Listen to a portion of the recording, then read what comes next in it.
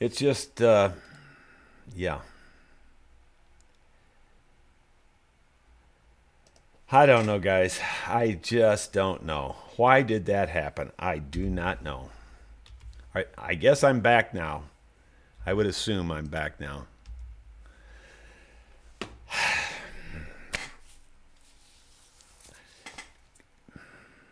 I don't know what to say. It sucks. It really, really, really sucks, canal water. To work this hard and to just have stuff fail just because it can. It just drives you nuts. So you didn't hear anything I said, I don't guess. And I just thought I was past the mic thing, so I wasn't looking at the mic thing. What I was trying to tell you is I've got new technology here this morning I'm testing out and trying to get it all to work. And I'm just amazed that at my age, I'm able to even figure any of this out. You'd be amazed if you could see how many windows and screens and things I'm looking at. And I also wanted to address the problem with people are complaining that I'm not looking at the camera. I just want to explain that the camera is a lens about this little tiny big. I mean, it's really a lens about the size, a quarter inch in diameter. And I've got all these other windows, and I've got my monitor right here where I'm on the screen. And when I'm looking at myself, I can tell, am I in frame or am I off frame like that? It's there's a lot to look at, and I'm doing the best I can. And yeah, I don't know. It's annoying. I was showing you that I do have some new technology here that I can do things like this now. I can and it's easy to operate that. And like if I wanted to point out something like that tree right there, I have the ability to do that now. That's going to be very helpful as we're talking and going through things in the future. Have I got it all figured out? Not even close, but there's a lot more coming, and I think it's going to be really cool. If I could just get the darn microphone to work. I mean, the simplest thing. That's the simplest thing. And that's what gives me the trouble. Just ridiculous. It's so frustrating. You really just have no idea how frustrating it is when you work this hard and you're trying to do something nice and do a good job, and something stupid like the microphone doesn't work. So anyway, I'm doing the best I can. I hope you'll hang in there with me, and we'll learn together, and eventually I'll get this figured out.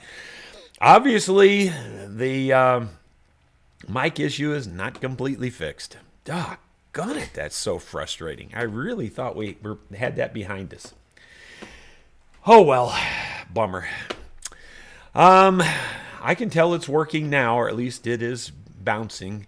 I'm seriously telling you, I've got 1, 2, 3, 4, 5, 6, 7, 8 windows, not counting the camera lens. and you're thinking, if you don't know that much about computers, operating one window can be tough, And I'm operating 8 windows here at this moment. Oh my gosh.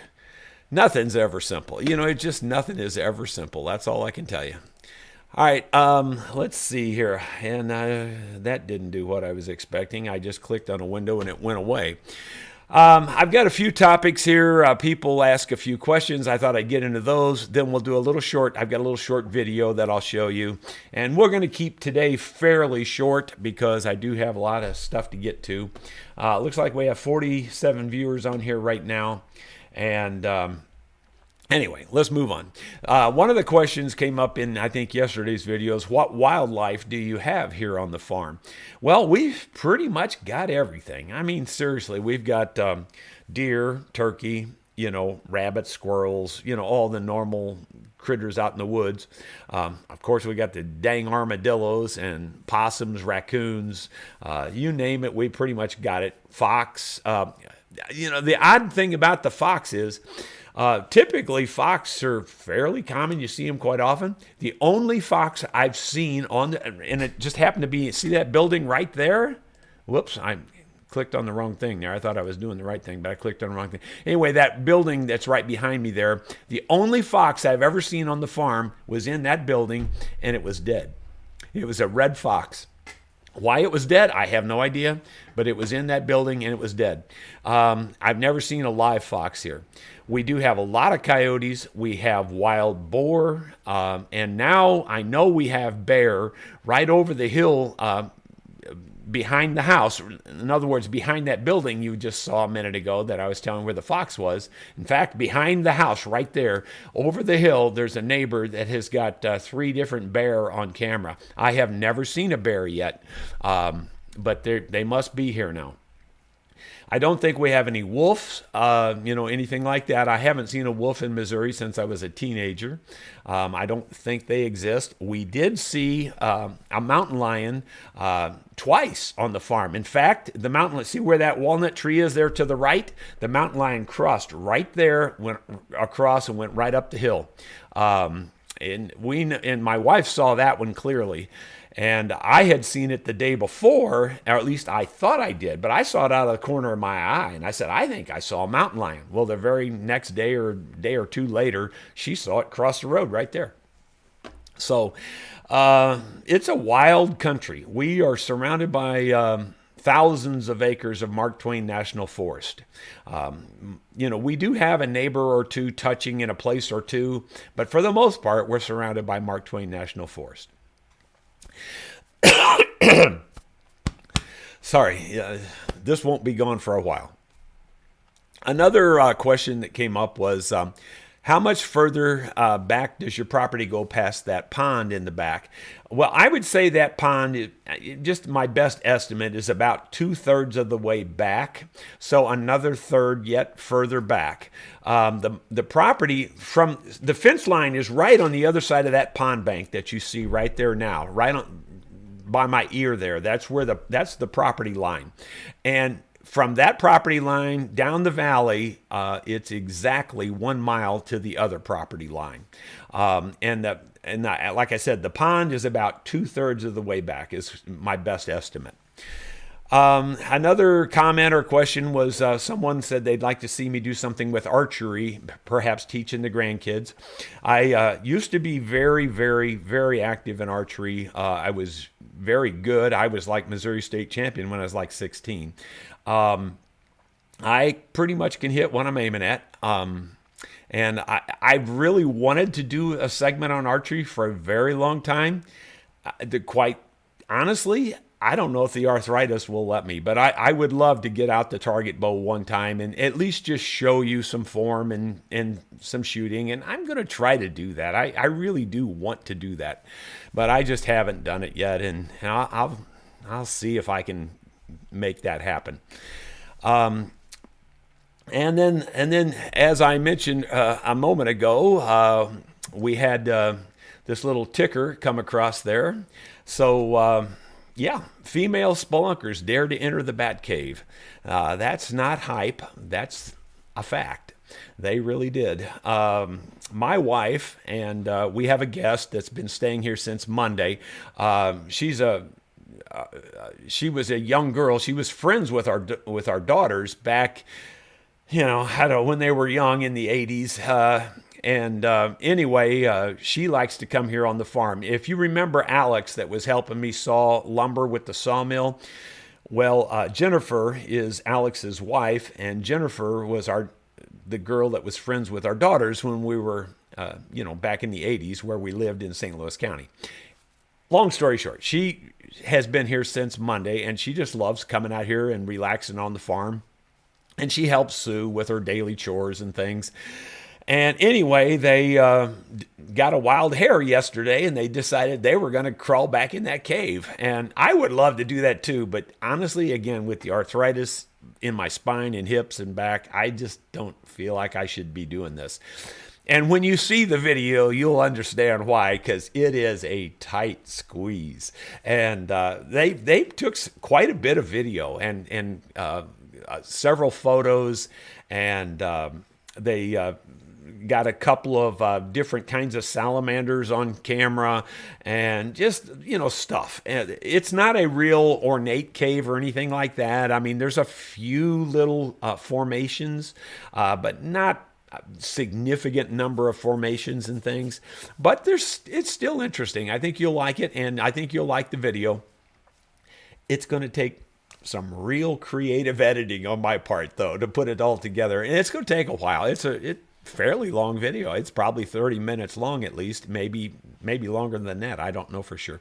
They did bring some cave rock samples here. These aren't much to look at, to be honest with you. They're sedimentary type rocks. You probably can't see it, but there's lots of layering in there. Yeah, there's some layering. You can see it, I think. And same way with these. They just brought several out. And in the light that they were in, the reason they brought them, they thought there was silver on them because they were real sparkly, like shiny silver looking. And they don't look that way out in this light. There's another just kind of a I forget the name of that, the way that's formed by layers. It's like I said, sedimentary type thing, but it's just laid down in layers over years. It kind of like the way stalactites form. Anyway, and there are a few little stalactites in the cave too that they took pictures of. But I'm anxious to show you the photos of the couple of salamanders and just the different things. And I think you'll enjoy the video when I finally get around to getting that out. Speaking of video, here's a short project status video that I took this morning. Well, my friends, I got a little frustrated working on the horse trailer yesterday, so I decided to switch gears and work on putting in the water heater. As you can see, this is a non-standard installation. I have this frost-free hydrant here with a manifold on it, and I got the cold water hooked up. So the hot water is going to have to come out of the manifold into here and then out of here back up there. I didn't have enough hoses for that, so I had to go to the store and get another hose. So that stopped the progress. I didn't get finished, but I did do some electrical work. I installed a new outlet here, ran it from this outlet here, and I converted this outlet into a ground fault outlet. This wiring does not have a equipment ground on it. In other words, there is no third wire. This is a two-wire system. This is the way wiring was done back in the 50s, in some 60s, whatever. So I debated on whether I should put the ground fault outlet in. And after doing some research, the ground fault outlet still will provide some protection. Obviously, it's better if you have a ground wire, but it does still provide protection when you're near a water source, in that it does monitor the signal between the two leads, the black and the white wire, the common and the hot wire. And so if it notices a significant difference in that, it will shut the electric off. And it does it in just milliseconds. So it's pretty cool that it does still work even on a two-wire system. Well, yeah, and then there was a little bit more of that new technology there. You saw me flashing up that little sign that says, by code, I will put a label on that outlet that says no equipment ground. That's, I try to do everything by code. I really do. Like I said, I'm not an electrician expert. I'm pretty good at it. I pretty much understand it. And just, again, for the record, I don't mean this to sound like I'm bragging again, but just for the record, just so you do understand, I'm not just blowing smoke. In St. Louis County, they wouldn't let me do my own electrical, and they would not let me do my own plumbing. And I said, well, guys, you may as well get used to it because I'm going to do it.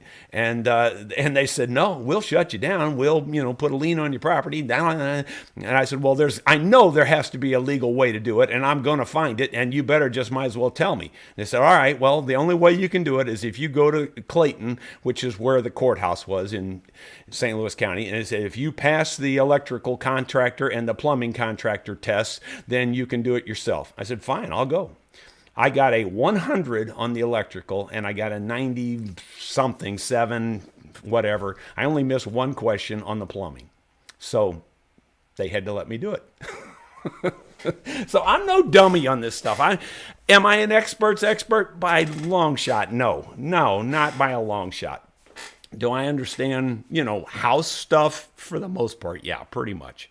Could I go wire a big factory? No, not likely. But at least I'd have a clue of how to start it. I just probably couldn't do it.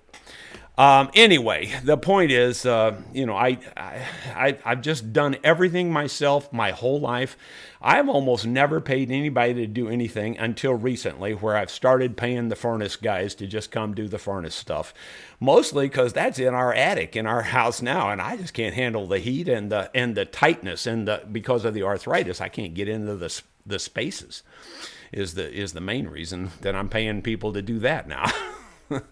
Because I usually do everything myself, including air conditioning and everything. I've done everything myself my whole life. Really almost never paid anybody to do anything.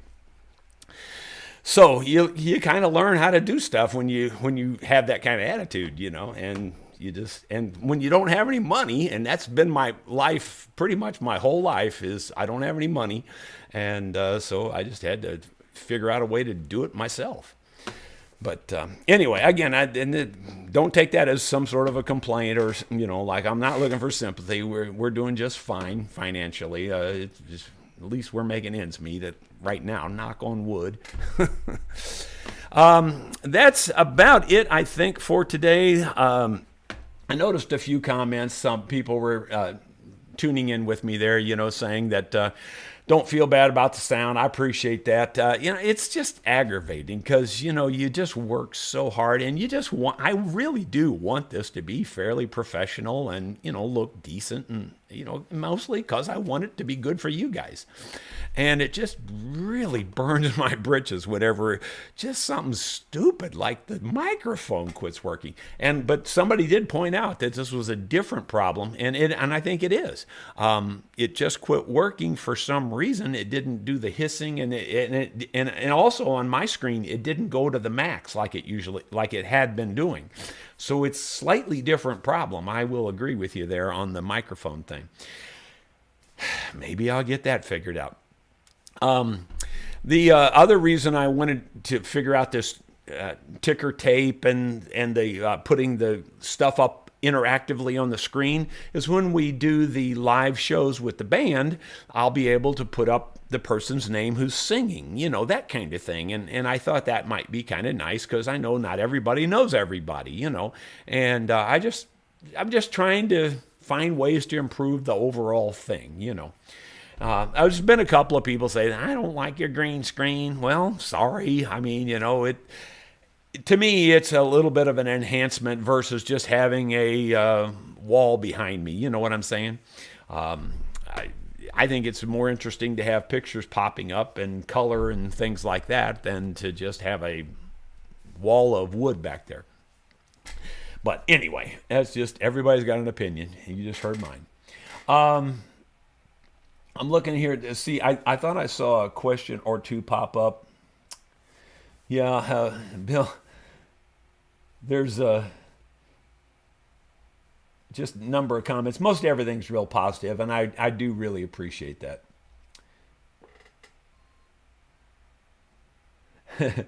Tim Willis says, if it weren't for your hands, we wouldn't understood a word you said. Yeah, well, it just really is annoying. You just have no idea how annoying that is when you do all the testing ahead of time and you go, it's working. You go live and it just says, nope, sorry, ain't going to have it. Well, guys, that's going to be it. I'm going to quit mumbling here, and thank you so much for tuning in. It looks like we had 73 viewers at the moment. We will be back tomorrow, and we'll show you what we show you then. Thank you so much for tuning in. We'll see you tomorrow.